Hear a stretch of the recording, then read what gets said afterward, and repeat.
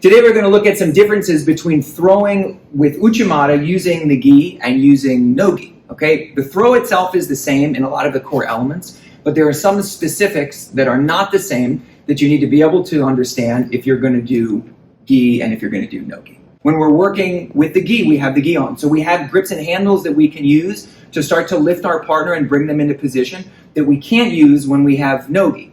So whenever we come forward here, in a case where we're right versus right, we want to look to score a collar grip here for the throw that we're going to be doing. We want our hand to be up by our partner's collarbone, not down too low here, okay, where we're not going to have enough purchase to bring our partner forward.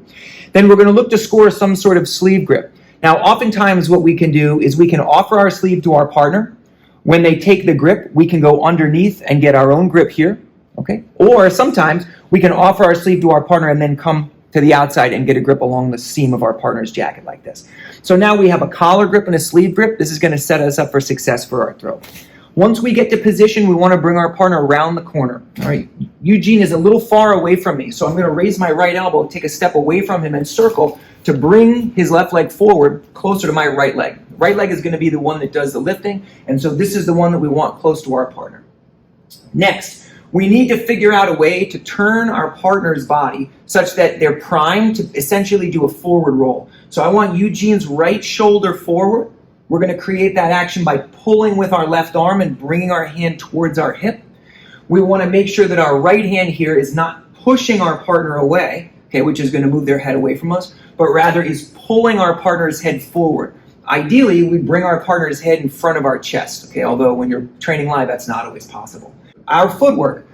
If we try to lift with our leg from outside, you can see that my hip is well away from my partner's hip and it's going to be very difficult to lift. So we want to step close. One way of doing that is by going foot to foot.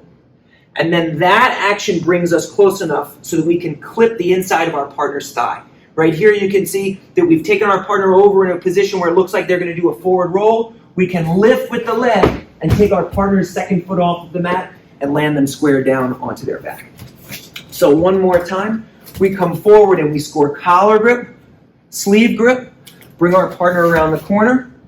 We pull with our arms and bring our partner's head slightly forward. We go foot to foot. We make our clip with our inside leg. We bring our own head down, lift, and settle our partner down here onto the floor. These are the core elements of hitting Uchimata with the gi. Now we're going to look at some elements of doing Uchimata with no gi. We saw with the gi, we have a lot of handles we can use to bring our partner forward, to control the far arm and tilt their body. So what are we going to do when we don't have the jacket on? Well, there are a couple good options. One is you can throw Uchimata from an overhook here. Okay, this is good, but it's not quite as strong as getting an underhook. So how do we get an underhook?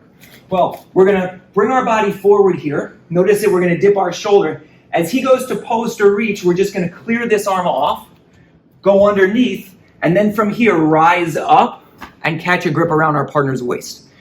He may take a grip over our back like this. He may take his own whizzer here and wrap. Either of these positions is fine for us.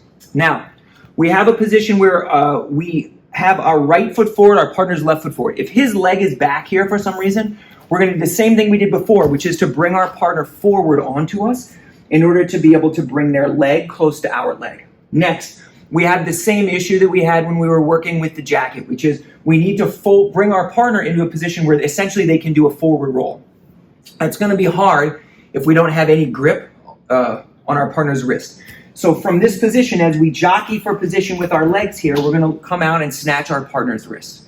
Okay, generally speaking, we prefer to go over our partner's wrist rather than underneath. So once we're here, we're in position, we have our wrist grip, we have our seatbelt grip, we have our partner's leg close to us. Now, we're going to actually move our hand from being down by our partner's waist up here to our partner's shoulder. Why? Because this is going to help us to turn our partner's head down slightly and create that forward roll position that we need in order to be able to hit a good Uchimata. So from here, we control the wrist, we bring the hand up, and now we're ready for our footwork. We go foot to foot, we're going to lift with our inside leg, we're going to raise our right elbow, and then from here, we're going to be able to take our partner up and over, and rotate our partner all the way down to the floor. You'll notice also in both gi and no gi variations, when we practice this, we're going over with our partner. All right, and this is in order to emphasize the follow through that you need in order to take somebody through. If you have too shallow a grip here, where you hit the beginnings of the throw, but you kind of stop partway through, you're going to get results like this. So it's much more useful to practice doing a forward roll yourself. In order to practice that way, you're going to have to do it a little bit slower than you would if you were doing it at full speed.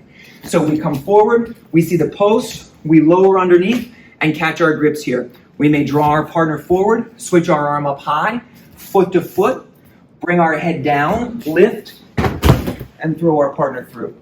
If we were training live and we threw our partner in this fashion, we would probably land on top, post a hand, and prevent ourselves from getting rolled through. So, 1, 2, 3. There's the switch of the hand. We bring our hips in. And then from here, if we were looking to follow our partner down to the floor into a pin, we would prevent ourselves from rolling forward, putting a hand out, and then securing a cross-side position. So these are a couple of the differences between gi and no gi Uchimata, both super effective. Of course, there are other variations that you can use. We talked about the whizzer and some other things, but these will get you started. Thanks for watching. See you soon.